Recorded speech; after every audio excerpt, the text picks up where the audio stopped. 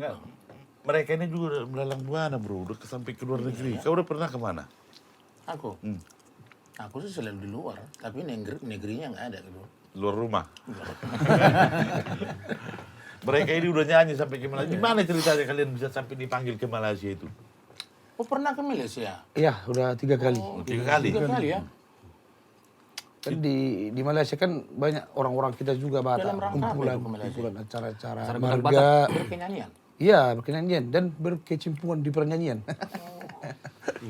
Itu acara Bona Tahun. Bona tahun, Marga, marga, gereja. gereja. Oh gereja juga? Iya. Ya, orang Batak dari sana tetap gereja juga lah bro. Iya, ada. Kami AKBP, terakhir AKBP. main di Kuala Lumpur. Terakhir, iya. Iya. Pesta Gutilon AKBP Kuala Lumpur. Oh ada KBP di Kuala Lumpur ya? Ada lah. Di pusat kota, pusat. Pas di pusat kota Kuala Lumpur. Ada. Berarti kalian udah ke luar negeri. Indonesia udah hampir seluruh lah ya? Ya. Hampir.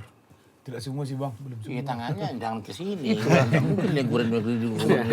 Kata hampir. Iya, kebetulan aja hidungmu lewat.